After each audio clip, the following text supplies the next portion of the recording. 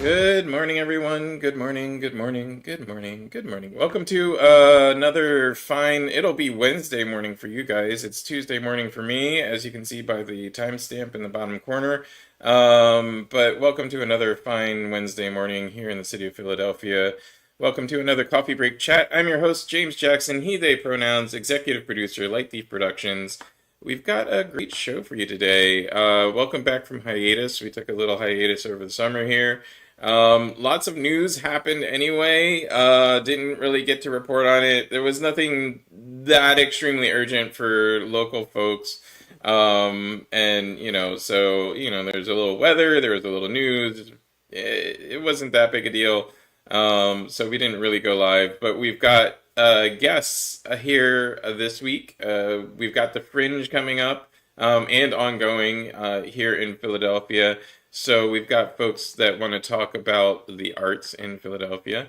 We're also going to talk presidential debate, eating pets, the Congressional Black Caucus on diversity, equity, and inclusion, the MVPC conditions, and Russian spy influencers. But first, we're going to talk to Casie, Steven, and Nicole from the Tire Swing. And let me just bring them up on screen here. Welcome. Good morning, everyone. If we could all introduce ourselves, our pronouns, what it is we do. Excuse me. And you guys can stay off mute. Um, just let's go from left to right here. So we'll start with Casie. If you could please introduce yourself and go from there. Yeah, hi, good morning. My name is Casie Girvin. I use she, they pronouns, and I'm here because I'm the artistic director of the Circus Opera Company that's doing the Tire Swing for Fringe, and I also play Girl in the Tire Swing. Awesome. Cool. Hey everybody, I'm Steve Crino, he, him pronouns. I'm the music director of the Circus Opera Company. I compose the music for the Tire Swing and I'm also playing the piano for the show. Awesome. Good morning. I'm Nicole Renna, she, her pronouns, and I have the very good fortune to be performing in the Tire Swing in the role of woman. Awesome. Relatively sparse character names there. What is the Tire Swing about? Why are we with these character names that are descriptions rather than names? Yeah, so the Tire Swing is about a woman who goes back to her childhood backyard after many, many years, and she reconnects with her childhood self, her 8-year-old self, who kind of takes her on a journey through their backyard and helps her to rekindle her childlike joy that she has kind of felt like she's lost over the years with becoming an adult. Awesome. Um, and what? Why? I often ask this question, and it may seem silly, but why this piece? Why this? Why now? Yeah, Steve, do you want to take that one? Yeah, sure. Um, yeah, I mean, I think that, uh, I think about this from, you try and write things that you know in some way, right? And I think we all work as teaching artists in different respects, and we both have this opportunity of seeing um, young students who are finding joy in music for maybe the first time in their life and helping cultivate that joy.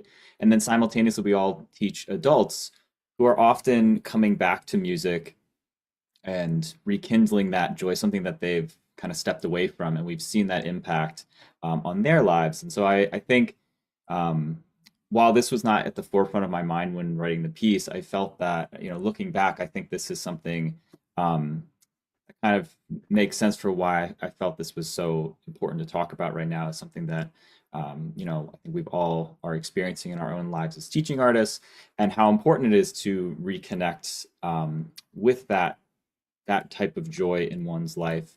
I think oftentimes our society uh, tells adults that is not really a viable option, and part of like maturing and becoming an adult is almost relinquishing some of those past joys in certain ways.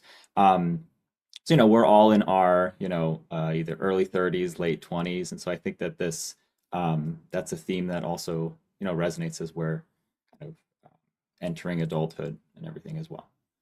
Um, as the music director, how do you bring those points to the audience through music? What's your tactic there for, getting people to resonate with the message you're trying to present?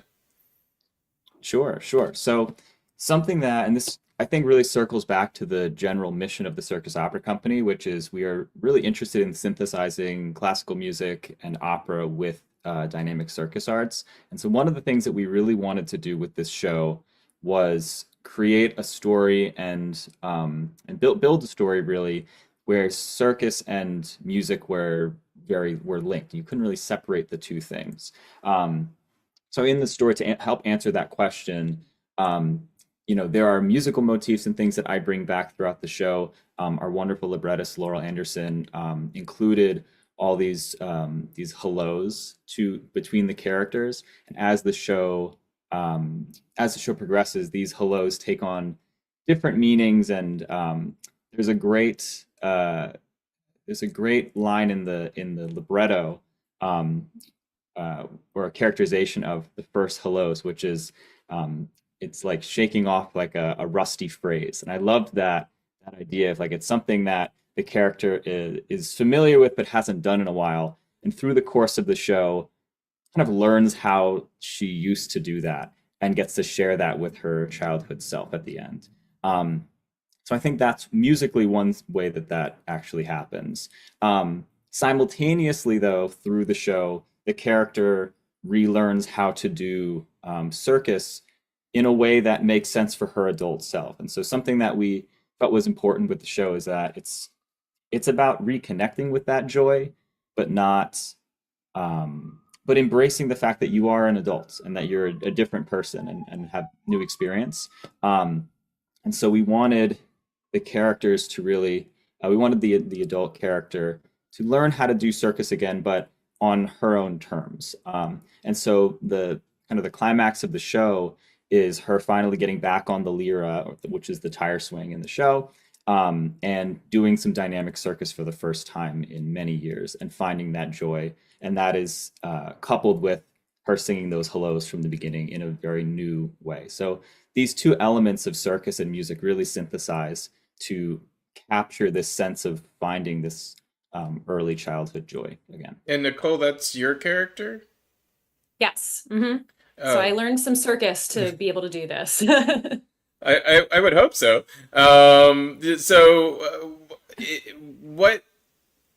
What of your adulthood, your transition from childhood into adulthood, if anything, did this bring back for you? Like exploring this character, what were you able to find from your childhood that was something perhaps that you'd lost or were able to reconnect with? A lot of things. I was always a little artsy kid, and I think, yeah, I was always a little artsy kid, and I tried sports, I tried athletic endeavors when I was little, but I would get comments like, "You run kind of funny," or you're not very strong." I used to do gymnastics when I was really little, but I was not naturally very strong, and I felt kind of discouraged and I don't know, a little bit like uncomfortable in my body. And so in a really real way, this show has been very healing for me to have learned this new physical skill, something that I never ever would have imagined that I could do. And so it's, woman in the show is returning to something that she loved as a child, and real life Nicole is maybe envisioning for herself things that she could still do that maybe she never even imagined that she could when she was little. Awesome.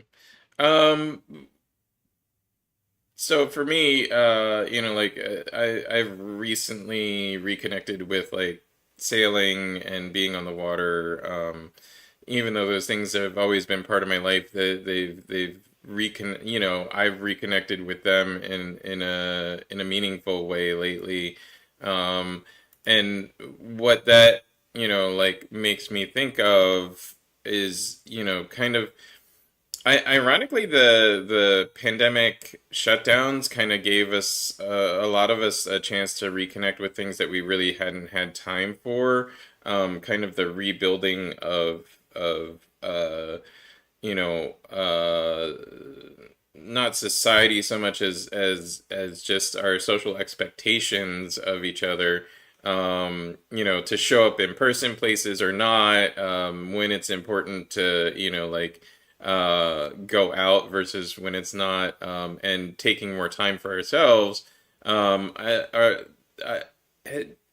do these things in any way play into how you guys have been experiencing producing this? Yeah, I mean, I think that a major thing that happened for me during the pandemic that was kind of an awakening was uh at the time, at the beginning of COVID, I was pardon me, I was living in Manhattan and auditioning full time, pretty much doing the early morning rise grind down to Midtown, and I, when all of that stopped, I was like, "Uh, is this for me?" And it caused me to really ask myself, what do I want to be doing? Like, what shows, what type of art do I want to be creating? Do I want to be auditioning for people and waiting for them to give me a job? Or, do I want to be writing? Do I want to create my own stuff? What kind of stories do I want to tell and create? And honestly, that was a big catalyst to starting the Circus Opera Company. When things started opening back up again a little bit in 2022, I went to circus school in Chicago, which was something that I had wanted to do for a long time. And because I sat at home in 2020 thinking like, okay, when it's time, I'm going to go back and do this thing.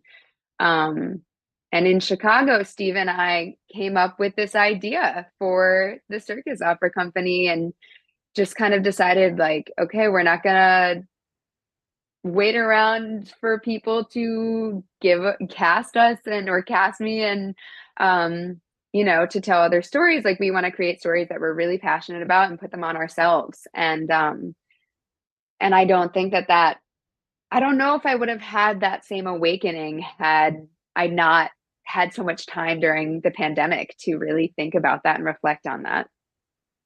Um, what would you say the people you want to speak to most with this piece are? Who is the person you're trying to get this message across to? Mm, I could that's a answer that great, one. yeah, Steve, go ahead. Yeah. I think that, something that's a question I'm always thinking about when I write a piece of music, especially theatrical pieces when you're creating characters and everything. Um, and for this piece, I think that it was very important for there to be space to meet different people where they are with this piece. I think that for some folks, a very direct kind of conversation with like your childhood self might be what they need at that moment, and that's something they can kind of handle at the time. I think other people just having a gentle reminder of like, hey, you used to love to, ride your bike. Why don't you do that again? So I think I personally like to keep the messaging a little bit more broad and not vague, but I think open so that so that more folks can make what they need from it. I don't want to kind of push people into like this is the moment we're trying to have right now, and you need to have it with us exactly this way. I think that everybody lives such different lives and at such different moments in their lives. So I'd rather create something that is inherently a space for people to step into as much as or little as they would like. Mhm. Yeah, actually, I'd like to add a little bit onto that. I think something that is really brilliant in the way that Laurel wrote this libretto is that these characters feel really, really rich and full, and yet at the same time, we get absolutely no biographical information about them. The only thing that we know about woman and girl is that they have a dad. That's really it. And so I think it's been interesting talking to friends and family who have come to see the show.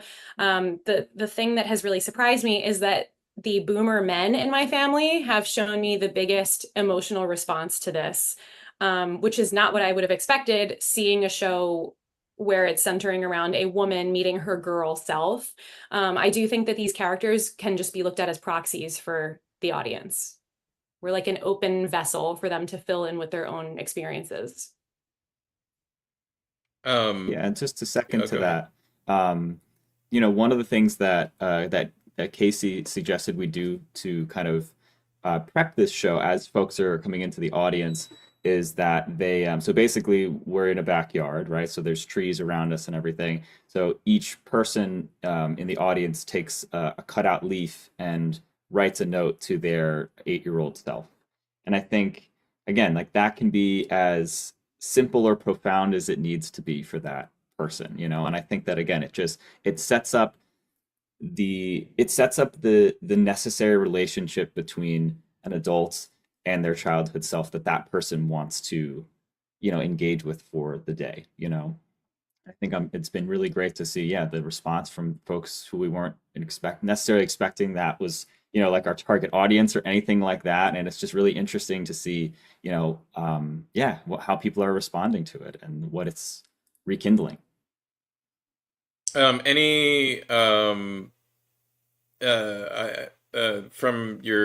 what you're saying, like you've had audiences, any revelations like that you can say anecdotally about, like surprising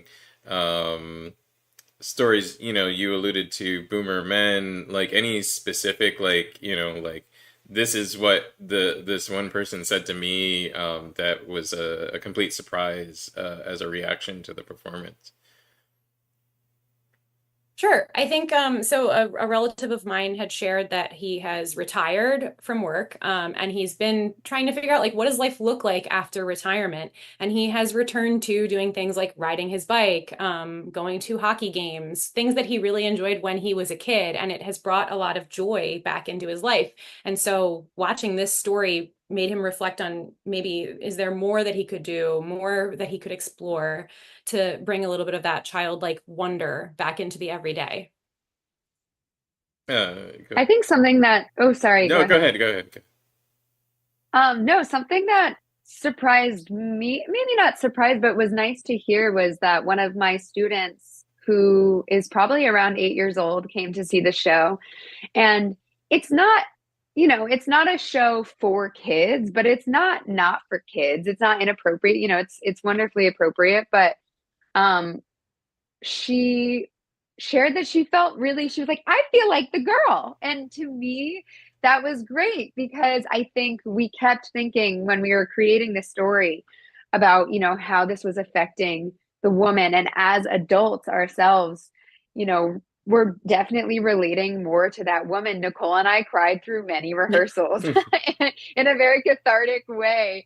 And so it was really nice to see that, one of my students who's 8 or 9 years old felt very seen and excited and about that girl character. Um, yeah, it felt rewarding in a way, I guess. Um, so what might be a kind of difficult question, but also by way of segueing into current thoughts. A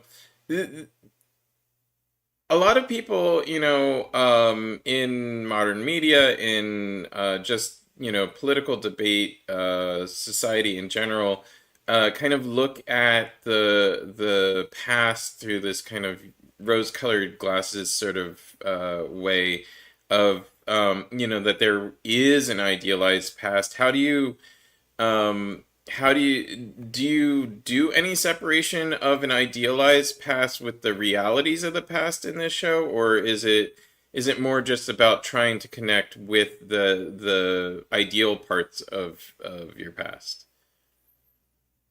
Yeah, I would say that it definitely I agree, and I totally agree. I mean, nostalgia is a double-edged sword. You know what I mean? That it can, folks can honestly weaponize nostalgia Hmm. as and so um and I feel for this show I don't think really engages with that conversation, which I think is its own really interesting conversation somebody should do. I think multiple pieces could be done about that topic alone. Um, I think that in this case there was a certain I think we're implying a certain emotional truth about what this character resonated with as a kid. And so I think that and Nicole and Casie, correct me if I'm wrong if you feel differently about this, but I think that I think is embedded in kind of the premise of the show is that to the woman character, this just feels true that playing on the tire swing was just something that brought her joy. And I think that in a certain way, instead of kind of unpacking the past, it's more confronting the reality of the present, which is that she's not an 8-year-old girl, that she's maybe in her early 30s or something, and that doing or and honestly the age could range. I think that's something we've talked about is exactly what age she is. um but regardless, she's a character who doesn't have the ability to do circus like an 8-year-old can, or that. And so it's confronting that reality, and despite it, still choosing to find joy and meaning and through this activity, while acknowledging time has passed. Hmm. Um, so rough segue into modern topics. That is a current thing happening in political debates all over the country. I think there are some artistic pieces that kind of talk to this. Like what are immutable truths, or what is just our perspective on what happened in the past versus what is the actual history of, whether it be the country or the town you live in, or your socioeconomic status even. Very famously here in Philadelphia, we have like South Philly and Kensington, both of which are have a lot of relationship to the past and nostalgia, and people looking at them and the current conditions and wondering why they quote unquote changed, or like in the national debate, there's a lot of people wondering why the country changed or is changing, or resisting change or progress or what have you. I don't necessarily think that, like that's a valid position so much as a personal position for those folks. I don't think that that's a universal truth or an accuracy of looking into the past. I think that when we all look into the past, we can only apply what we know of it, and that tends to give a little bit of the rose-colored glasses. But all that being said, we're like we still as a society do things to improve what other people growing up now will experience as their past when they look at it, and hopefully providing that idealized version for them. One of the things that we've been doing for a number of years is diversity, equity, and inclusion initiatives. The Congressional Black Caucus recently did a study of DEI initiatives and issued new guidelines for DEI policies. And the biggest element of these new guidelines is that Fortune 5 companies should be using diversity, equity, and inclusion to reduce the racial wealth gap, and to include minorities in the economic prosperity of the United States. One of the key, things that a lot of folks point to in political debate is this kind of um, worry that folks are, experiencing quote unquote economic anxiety. I don't know whether it's economic anxiety so much as just looking again at the past through rosy glasses and thinking that there isn't opportunity, if opportunity is being given to somebody else, that they shouldn't have it because that opportunity won't exist for them anymore. As a small theater company, I'm sure you guys, do funding, try and garner audience, that kind of thing. And one of the big debates that I've always had in this realm in Philadelphia specifically is that I don't think that this is a finite market. Like, what's been your experience in building this company, trying to, get more audience, trying to get funding? Is it something that, in your experience, if somebody is coming in, they're taking money from the people that are there already, or is it your experience that the more you do, the more there is? That's a great question. To be honest, as a company, this is our first like production that we are producing. Steve and I have done some smaller things over the last year, but the tire swing really is launching us as a company. So we are very new to fundraising. We're very new to all of that.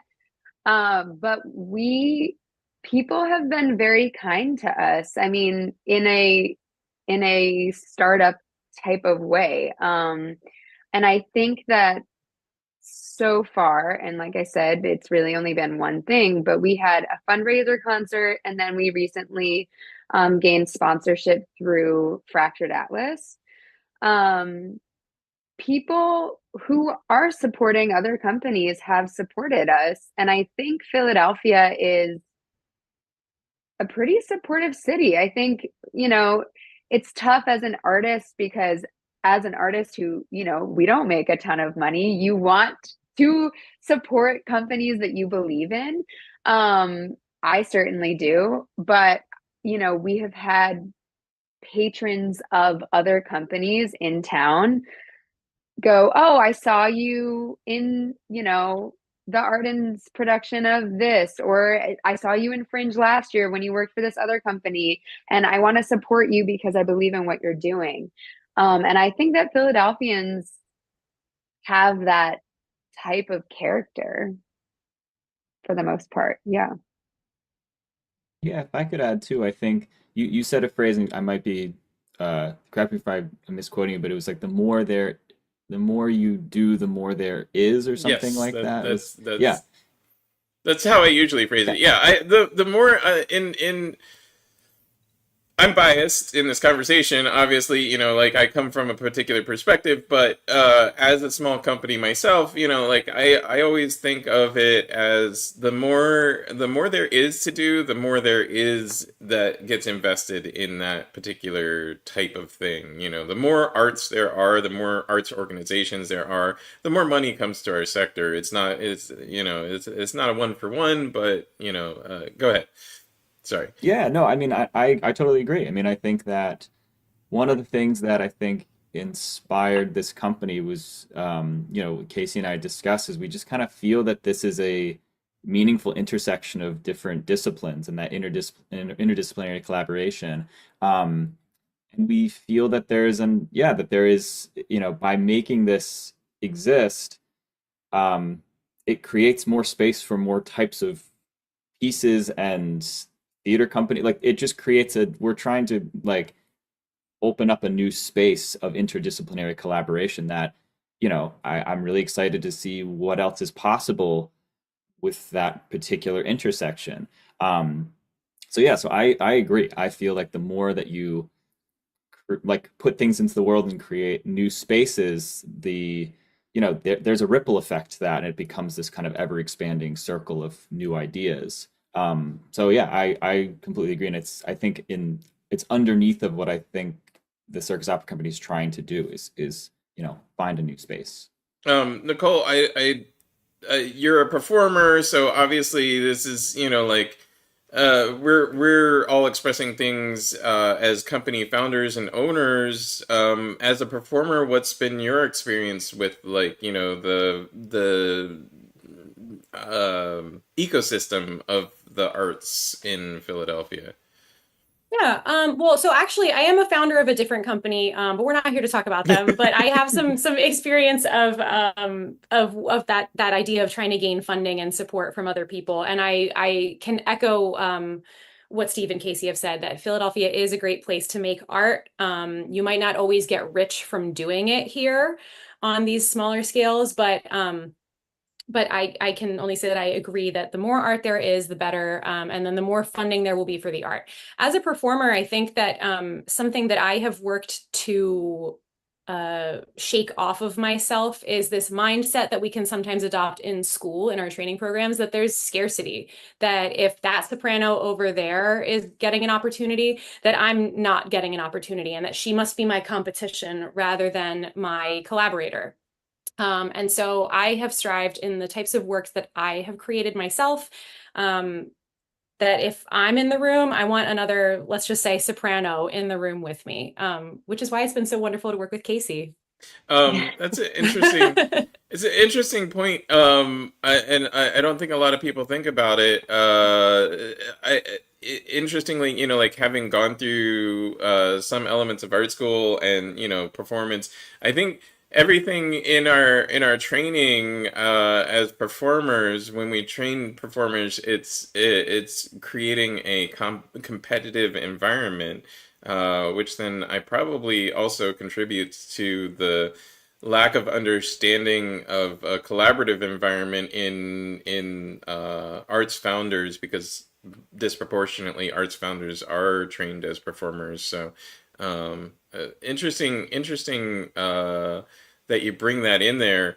I wonder if maybe we should approach artist training from a different perspective. Like, a lot of things that we do as artists in any medium, very competition based. Like, seeking awards, or submitting work for shows, or submitting work for just criticism even, seems to be competitive based, competition based, where we're training ourselves as artists to think of other people in the arts as competitors. Yeah, so very interesting. I don't. Feel free to, if anybody has any thoughts along those lines. Yeah, I was gonna say, I think the traditional training route definitely is thinking of each other as competition competitors rather than collaborators. But I do feel like, as a city, Philly is moving into this. I mean, other cities are doing this too, but I feel like there's something very Philly about a collaborative art project. And I mean, we have programs like the Pig Iron program, that is a master's degree in devised theater, and it's all about collaboration. And I think that collaboration leads to just cooler art. I mean, and more interdisciplinary stuff, when you get people bringing their ideas and their expertise into a project. I think it just makes it better in a lot of ways. So, I mean, and that's kind of been our process with the Tire Swing a little bit. We didn't have a director, like a stage director. And I think Nicole, Steve, and I have all kind of devise the blocking and the flow of it ourselves together, which has been really rewarding. Awesome. So yeah, I tend to go off topic every once in a while like that. I apologize. I just, it's an interesting, line of, things that are happening in the arts. You mentioned Chicago and, New York. Why Philadelphia now? Yeah, I went to Temple for Hmm. undergrad.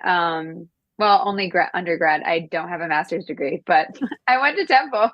And then I moved to New York to do the actor thing after school. And I was there for about 4 years, and I was lukewarm about it, to be totally honest. I just, the whole time I lived in New York, I missed Philly, and I talked about moving back to Philly the whole time I was there. And my friends were like, just do it. Um, so I did. I moved back to Philly, and I just love it here. I went to Chicago for circus school because that was the program I really loved. It was I went for summer of 2022 to the Actors Gymnasium, which is a circus training program out in Chicago that specifically works with actors. So it's not a full-time like several year training program the way that Circadium is in Philadelphia, which is an amazing circus school, but they're 3 years long, and it's full-time. And at this point in my life, I didn't feel like I had that in me. I wanted to do a shorter program that was just like an intensive, and to kind of figure out how I wanted to incorporate circus into my art as an actor and a singer. And I felt like the Actors Gymnasium was the perfect place for that. So I went out to Chicago, and then, but I was based here at the time. I was just out for that part. Awesome.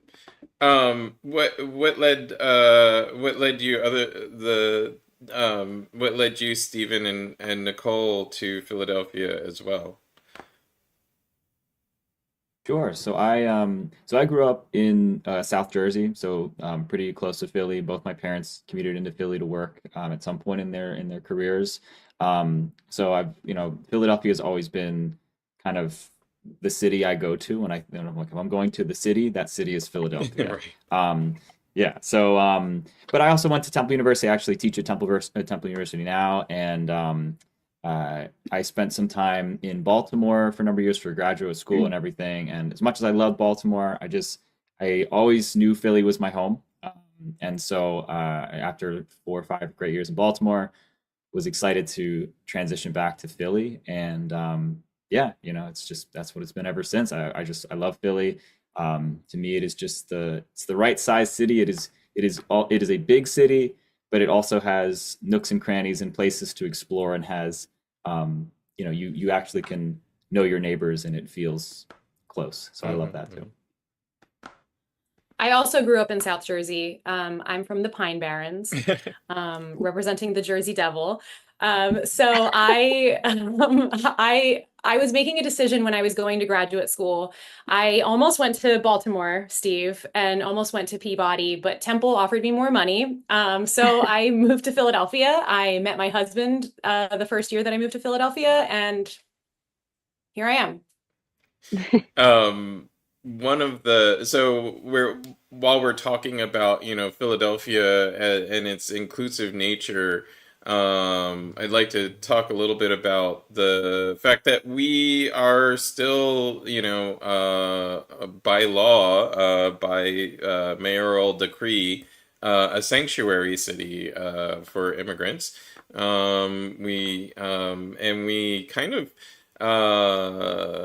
suffer at the hands of national politics for that designation. We get buses and planes of immigrants sent to the city of Philadelphia on a regular basis.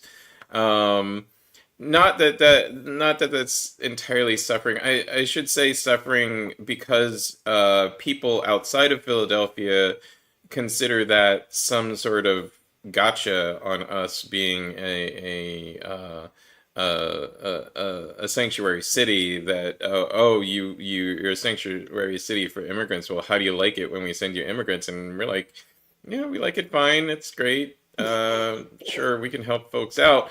Although I really do wish you would stop sending us immigrants, not because I don't want the immigrants here, but because they don't necessarily want to be here. So quit fooling people into thinking they're coming into some sort of situation where, they'll have every resource available to them that isn't available to anybody else, or that isn't literally available literally anywhere. Instead, inform them of the realities that, like this is a place you can go and get services, and you're not going to be deported instantaneously. Even though we do have problems with immigration enforcement here in the city, where like if you have to interact with the Philadelphia Police Department, they're not going to report you to Immigration and Customs Enforcement or report your identity to the federal authorities just because you happen to interact with the local police department, which I think is a pretty valuable a valuable thing, regardless of whether you're an immigrant by choice or because you're seeking asylum, or regardless of what your status is on your immigration, you need to be able to interact with the society at large. Otherwise, it creates ghettos and subcultures and sub societies that tend to take care of themselves, which is, as we've talked about on this show many times, part of the problem with like why the Black community has a lot of violence associated with it is because the Black community loses faith in the system and therefore creates its own systems, which is something that other communities don't have to do because they can trust the police force not to report them to immigrations and customs or try and get them out of the city, or try and export them from the city. So one of the many things associated with this is currently there's a right-wing led weird claim that in Springfield, Ohio, Haitian immigrants have taken over the city of Springfield, Ohio. Rumors of everything from the Springfield, Ohio town hall being protested by over 20,000 Haitian migrants, people depleting government resources, the number of people coming to Springfield, Ohio, straining their hospitals and schools, and here's where it gets really weird and obvious that this is just racist sentiment, reportedly eating random birds and pets. This list that I just read off was tweeted out by Representative Jim Jordan, a Republican in Congress. I think this should disqualify you from holding office if you're willing to just like spout off idiocy like this. Like when you get to the line that says reportedly eating random birds and pets, all right, my alarm bells go off. I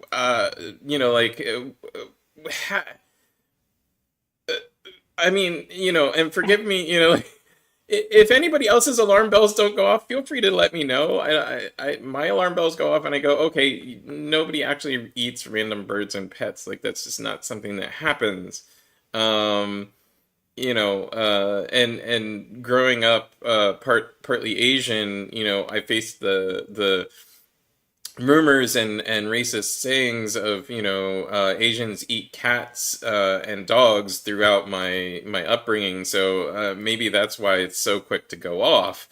But like then presidential candidate JD Vance tweeted a follow up to this where he's testifying in Congress that months ago he raised the issue of Haitian illegal immigrants draining social services and generally causing chaos all over Springfield, Ohio. And then literally saying reports now show that people have had their pets abducted and eaten by people who shouldn't be in this country. The last line gives away why he's saying all this. Where is our border czar? Our vice president, our current vice president Kamala Harris, and candidate for president Kamala Harris is the border czar, per President Biden. And so that's their current tack at attacking Kamala Harris, because there's really not much in candidate Harris's history that they actually disagree with. They like that she was a prosecutor, prosecuted crime. She actually did a lot of immigration enforcement in her time as prosecutor. They did a lot of she did a lot of things that Republicans actually like. So this weird, wild, very racist to me, a very obviously racist thing came up in the national debate recently. How do normal people, artists, how do we create a narrative? How do we talk to the general population? How do we affect this debate and bring it back from the brink of just complete moronitude to like something that we should actually be talking about? Hmm. Well, I would say, I mean, there's so much to unpack in that story, and so much to unpack. I think There is. and I think that there's like many complicated, large problems, it requires a multitude of different people, affecting change in their spheres.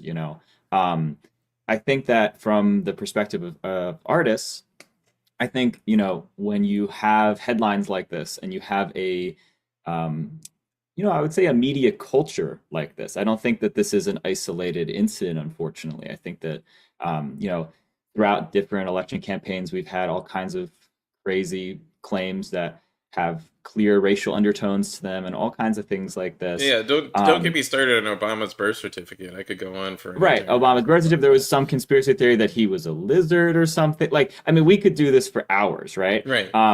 And so, I think that to me, instead of going into each moment of that and picking apart the obvious criticisms that those things deserve to be hurled at them, I think looking at the larger media culture and saying this to me is why we need art, is to help create voices of different perspectives, of creating empathy, of humanizing people, giving people a chance to tell their stories on their terms.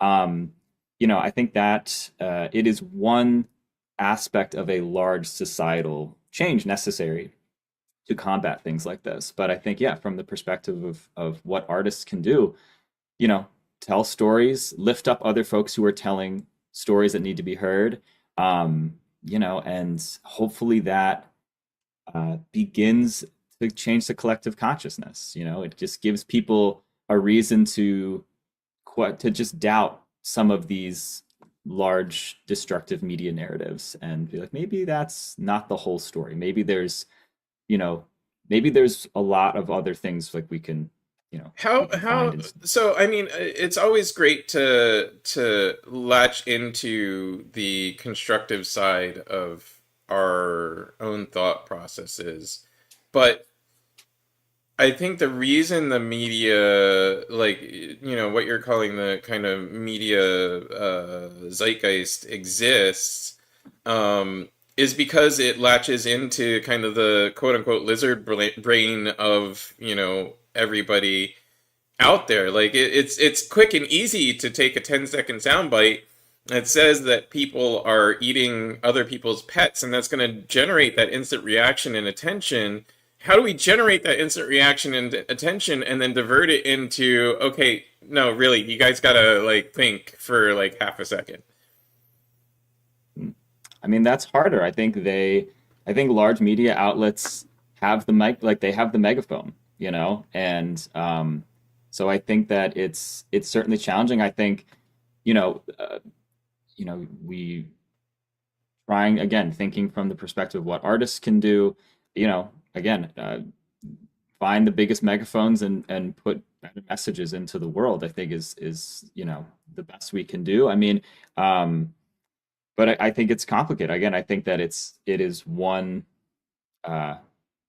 of many things that are required to combat something as large as a huge media presence. Like if you have a national platform, that's a huge megaphone to put these things through. But I also think that, yeah, on the local level, if different cities with arts and that can help change the narrative, as best as we can, at least creating discourse and conversation around it. So I also think art in those ways, whether it's performance art or books or literature, whatever, it also, kind of can hold a mirror up to you. And like we have a student who told us about a book, a child who's and the book was called What If Everyone Did That? And we say that all the time. And I think like we could ask, when we see headlines like that or whatever, we could say, yeah, what if everyone did that? And I think by going to see a play or reading a book or, you know, uh, hearing a concert can make you go, oh, okay, what if everyone did that? And I just think that that's like an important reflection on all sides. Um, One of the things I'd like to tie in here is last week the DOJ filed a suit in federal court against unidentified U.S. based media company for being funded by Russian state agents. The filing was detailed enough for people that are, on in the media to suss out that they were talking about a company that is associated with social media influencers, Tim Pool, Benny Johnson, and others. Um, these social media influencers are ostensibly right-wing influencers, though they often sell themselves as neutral commentators and journalists. And like the defense that's already been trotted out for this is that, oh, they didn't know where their funding was coming from. The company kind of shields them from that. They're just meeting with people that their company is putting in front of them and saying, yes, I'll take funding from you for this. How do we, as artists seeking funding, seeking recognition, etc., seeking a bigger audience, avoid the pitfalls of getting funding from somebody with an agenda and then taking on their agenda? Or how do we avoid the pitfall of seeing this kind of, candy story of, like it's really easy to make somebody afraid and therefore make them tune into something like this show. I was saying the other day on a comment thread about, live streaming, that I don't make people afraid. I don't tell stories to make people afraid or angry or whatever. I just try and tell stories. How do we avoid the pitfall of going, well, I'm never going to get anywhere. I'm never going to get a huge audience with, like just telling the truth or amplifying voices that are unheard. and going to the easy narrative, the things that get people attention.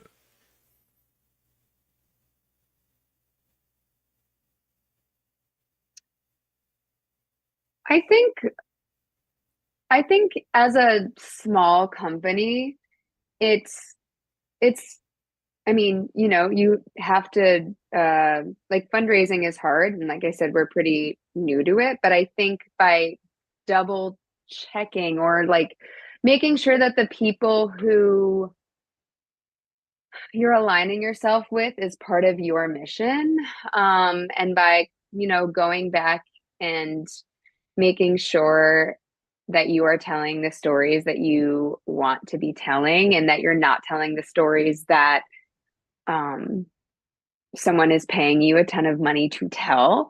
I think in a way, as a small company, that's probably actually easier for us Hmm. because we can go, okay, these are the stories that I want to be telling. I'm just going to tell them.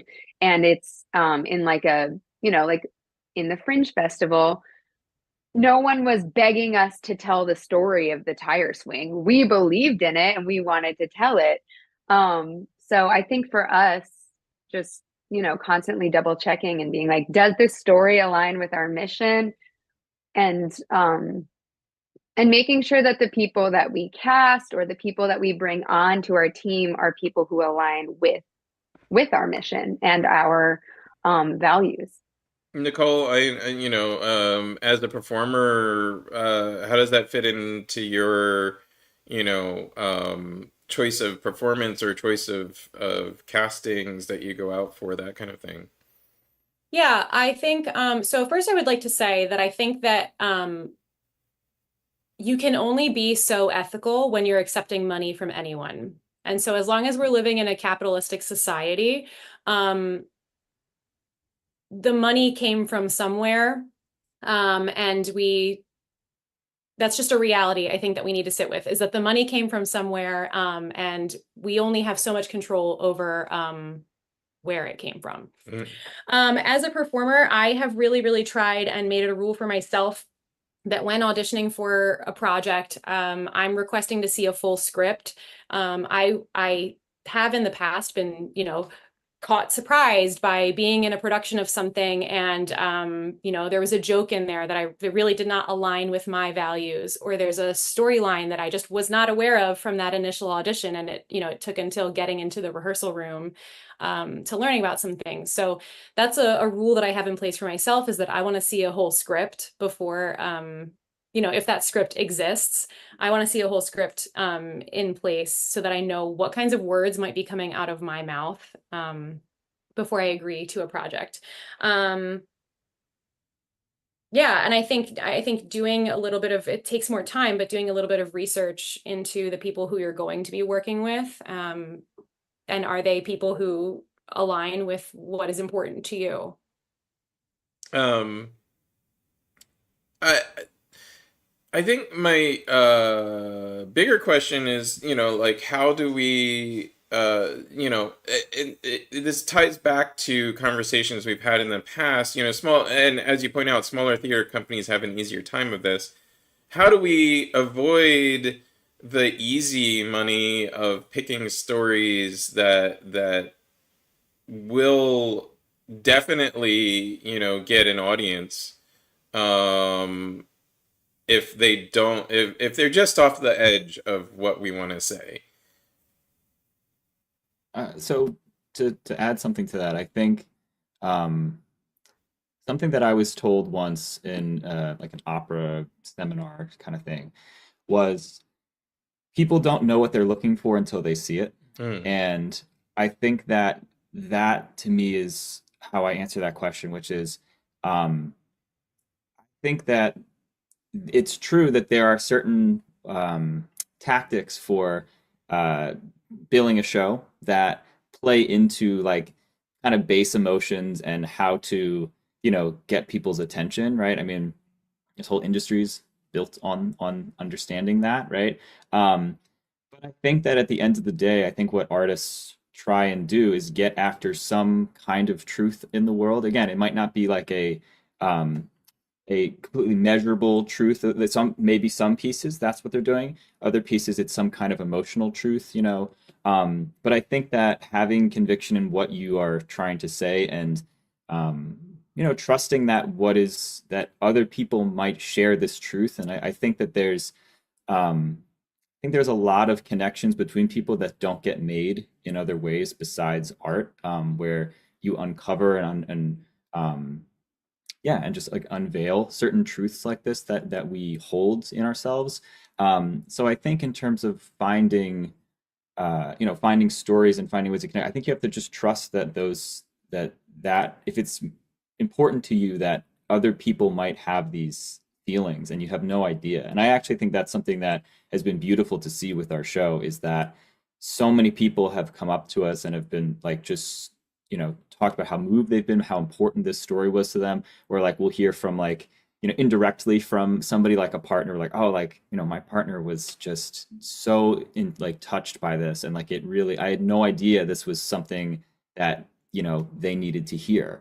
And so I think that to me is the solution ultimately is, and I think it's again one of the beauties of why people need to make art is because we have no idea how many of these truths are dormant in society. And I think that's what's exciting about it is realizing like, yeah, like a lot of people need to hear this message right now.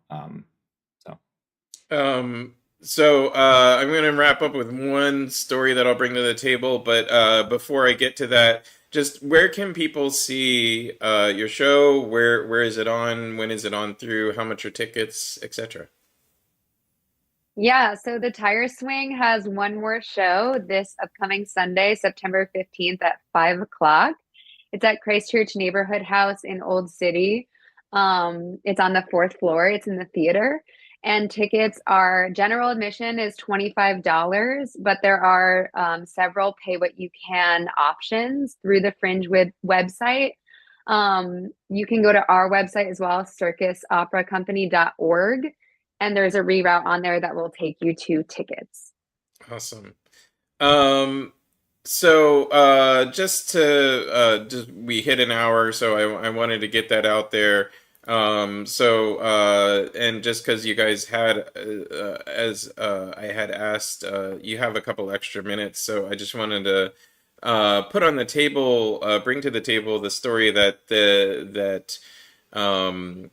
a Temple Law and Juntos, the Philadelphia-based immigrant advocacy organization, have done a study of conditions at Michonne Valley Processing Center, which is a privately owned and operated immigration and customs enforcement detention center in Clearfield County, Pennsylvania.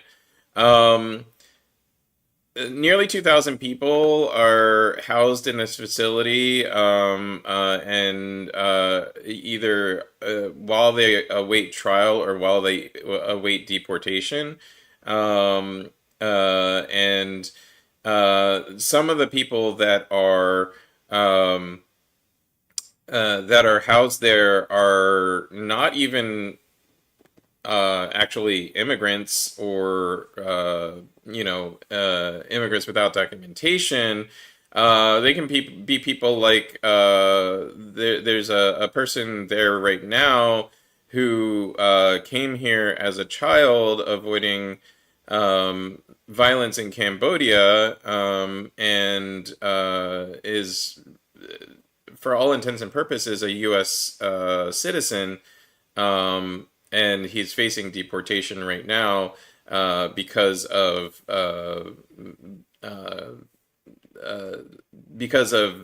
Trump era policies enacted with the immigrant community. The report outlines areas of abuse, physical, psychological mistreatment, barriers to justice, including lack of legal representation, and problems with health and well-being. I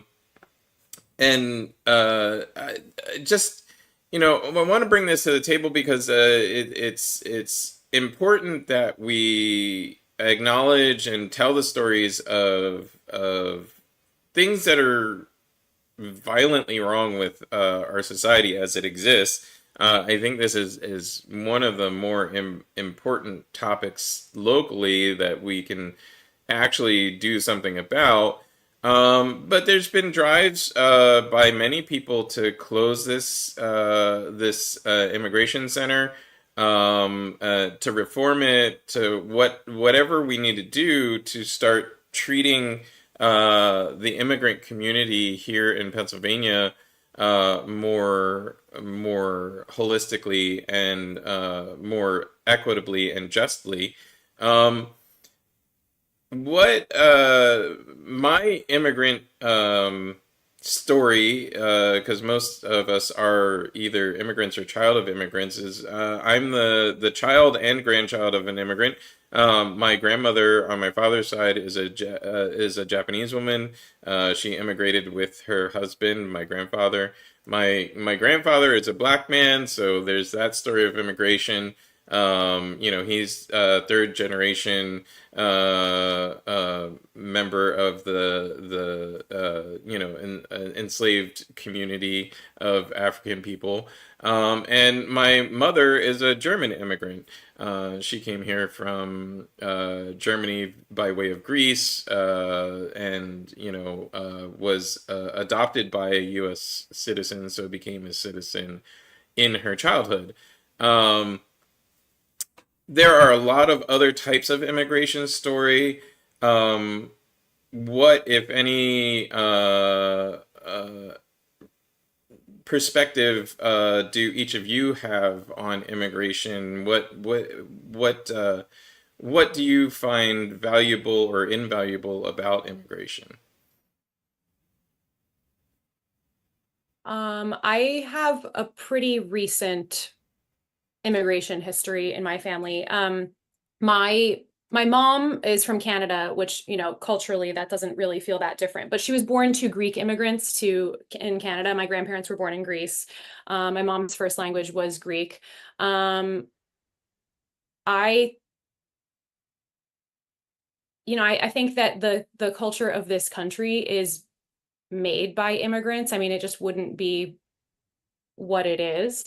Um, And I think something that I find very painful about what we hear about immigration and the attitudes towards immigration now is that, I think a lot of people in positions of power have conditioned people who have benefited from past immigration policies and laws, um, have conditioned them to almost like weaponize their own experience against people who are currently trying to make that journey here and to make that path towards citizenship here. Um, it's almost like a pulling up of the ladder behind them, so Hmm. to speak. So I find that very painful. I think we lose a lot by doing that. Yeah, definitely. Um, yeah. I'm constantly flummoxed, but and this goes back to earlier in the conversation. The more there, and the more you do, the more there is, the more people here. And every study done on immigrant communities anywhere in the world, literally, is that the immigrant community provides more to the host community than it draws from the host community in resources. But yeah. Um, yeah, so Casie, your thoughts? Yeah, I mean, I think that with, like you said, what is your saying? The more you The do, more the you, more there is. yeah, the more you do, the more there Yeah, is, yeah. I mean, and I keep coming back to that idea. I think that's what makes this city so special too, is just because, like Nicole said, like the culture of immigrants built the culture of the United States. And like Philly it's, you know, it is true about Philadelphia as well. I think that um, from the different neighborhoods to the different just like meshing of everything. I think that's what's so beautiful about the Fringe Festival in a way too, because not only are you getting art from either immigrants in Philly, descendants of immigrants in Philly, and then those people coming from all over the country to the Philadelphia Fringe Festival too. I think it's like September is such a rich time in art for this city because you are getting just hundreds of shows from local artists and artists from all over the country. And there are even people from they're international artists who come in and do like a, a fringe tour too. So I think art benefits from that as well. And Stephen, any experience or stories of immigration in your family? Sure, yeah. So my family is predominantly Italian American. So I have on both sides of my family, both northern and southern Italian immigrants, as well as Sicilian immigrants. I'm several generations in from that story, and so the way that my takeaway from that is, I have lived I would consider a very privileged background in many ways and upbringing, and um, to echo what Nicole is saying, I think there's a narrative in society of weaponizing immigration, and it's almost like a hazing policy of like, okay, I did this, so now you have to do this, and that's like the right way to do this. And I fundamentally disagree with that. I think that we actually have to take invert that policy and actually pay it forward and recognize that we're all coming from, like, and somewhere in our past there is a story that echoes the immigration story, and it's one of the best things about the United States. And I think it is one of our biggest promises we put out into the world. And I think it's really important that we uphold that promise and welcome folks to this country the way that my ancestors were welcomed at one point, or at the very least, were granted the opportunity to be here. And, so I take the mindset of like, pay it forward, like just let Yeah. people tell their stories, and, let folks come here for a better life and give them a better life. Yeah, that mindset difference, I think, is applicable across a lot of different conversations that are in the current society. Whether it be student loan forgiveness or immigration. What do we do next as a society? Women's rights, even. That mindset seems to be applicable across a lot of different things, and it's very interesting to see, at least to me, to see how it ties in with all those things. I'm sure we'll get into that on future episodes. Any last thoughts, Casie, from you? Any last thoughts on today's show or your show and moving forward in Philadelphia? Well, no, I just want to say thank you so much for having us. It was such a pleasure to chat with you this morning. I think that, you know, the more we can ask ourselves these questions, the better our art is. And so I thank you for bringing these topics up today. No problem. Stephen. Yeah, I want to echo that. Yeah, I really appreciate the conversation. Yeah, thank you for having us on. And Nicole. I'll echo all of that. I'd like to add one little thing to what I said Sure, about sure. Culture being created by immigrants. There's also a group that gets overlooked in conversations about how important the impact of immigrants is, and that is our indigenous population. There was a really beautiful and vibrant culture, many cultures here before there was any kind of immigration from Europe. So just acknowledging that and throwing that out there too. Yeah, I had an interesting conversation the other day with a group of dads. This is gonna go all over the place, but I apologize. I'm in a group called Bluey Dads. There's a kids show called Bluey. It's based in Australia. A bunch of dogs singing songs. There's a group of Bluey dads that like we're all trying to be dads in the age of Bluey and talk about parenting a lot, but sometimes we talk about guys things. And the conversation was interesting because it was about the adoption of kilt wearing by men in various countries, and our European members didn't quite understand why none of the American people who wear kilts responded with anything having to do with always responded with something having to do with their heritage or links back to Europe. And what I realized through that conversation is that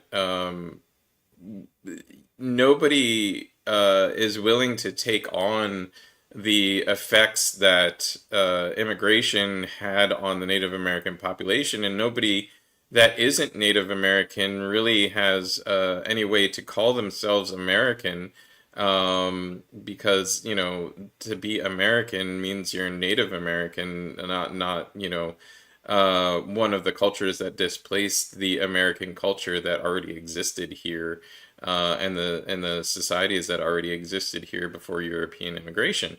But yeah, it became an interesting conversation from that perspective. I think, a lot of Europeans, there's almost, I don't think there's any European, well, I'll take that back. My Dutch friend watches this, so, but I'll be interested to see his response to it if he so chooses to talk about it. But yeah, like the Europeans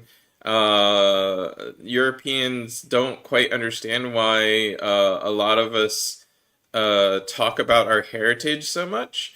And I would find it interesting to have a conversation about what it's like to grow up in a place where your heritage is where you're living versus grow up in a place where nobody's heritage is where you're living, except for a very vanishingly small percentage of the population that that their heritage is tied to the land on which they live.